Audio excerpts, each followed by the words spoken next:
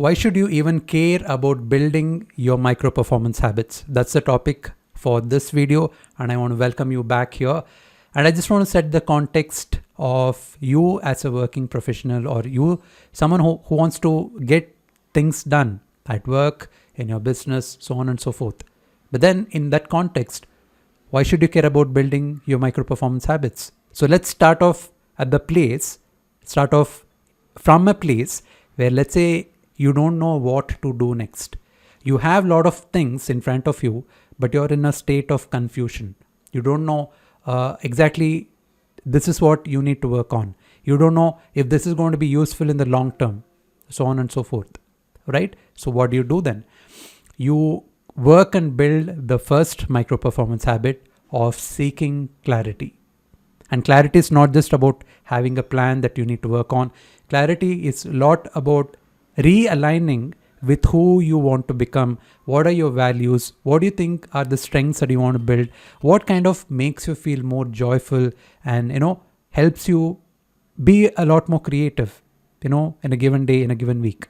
So a lot of those things has to be worked on. And even from a deeper kind of perspective, you need to also work on your own self-esteem, the self-concept, your self-identity, and so on and so forth. Yeah.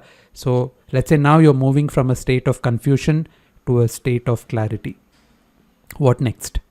A lot of times you will see that in spite of having clarity, you may not feel the drive. You may not feel the necessity to do the thing even when you know it's important.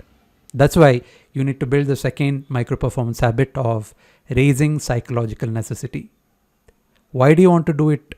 Like, who do you want to do it for? What is the inner drive that you can kind of positively find? And I'm very strategically and very consciously using the word positively find, because there are kind of negative motives that you can have, which is not so useful, but kind of a positively find so that you show up as your best self every day. So you have more clarity. Now you're showing up, you're able to show up or raise your necessity to do the work. But the third habit, which over 60% of working professionals struggle with, is the ability to generate energy, because over 60% of professionals constantly feel burnt out on a day-to-day basis. So if you're in that state where you have the necessity but you cannot do it, you cannot play the long-term success game because your energy is totally off. That's why you need to build the third habit. And these three habits become your personal habits: seeking clarity, raising psychological necessity, and also generating energy, so that you can show up better. And I hope this is making sense to you, right? So what next? So let's say you're building all of these things. The fourth important habit that you have to, we all as working professionals have to focus on, is something which is very critical in this day of distractions. And after working with a lot of professionals, who seek kind of coaching and mentorship, I realized that on an average, we are spending over 3 hours per day on our mobile phones and getting distracted out of that. So it's almost a day lost throughout for a week. We are essentially only having 6-day weeks because one day almost is lost to distractions. So the next habit is to increase your productivity, is to understand what should you be focusing on, the priorities, setting boundaries. There are a lot of things that you have to work on so that you can increase the productivity, so that you create those outputs on a daily basis, which will help you grow in your career, in your life, and also help you feel good about yourself. Okay, so that's the fourth habit of increasing your productivity.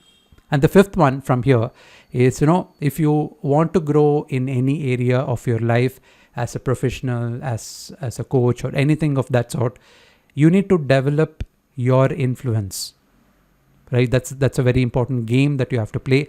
And we are talking about an ethical influencing game and strategy, where you work on yourself, you move people in your direction so that they get benefited, and also you get benefited out of that. So that's the fifth habit we all have to constantly keep our focus on and keep working on that. I hope that's making sense to you. So that's the fifth one of developing influence. And what from here on? The next habit we have to constantly focus on, especially if you want to get into the next role of leadership or anything of that sort, is to demonstrate courage. You have to showcase that you can make those bolder choices. You don't have to always be right, but do things that is important and needed and necessary in the given context of the situation, and also do it with a lot of ease, with a different level of presence than other people around you, because that's going to separate you and showcase you as a leader compared to others. So I just wanted to share this message with you to help you understand the power of these habits, the 3 personal, the 3 social habits, and how that can help you to build an awesome career, an awesome life for yourself and for your family. And thank you so much for being here with me, for working on this and listening to this. I'm going to catch up with you in the next one. Until then, please be strategic. And if you're someone who wants to work on this even more strategically, I'll leave a link below through which you can be part of my upcoming masterclass and learn how you can practically build these habits. Thank you so much. This is your coach, Karthik, signing off for now. I'll see you later. Bye-bye.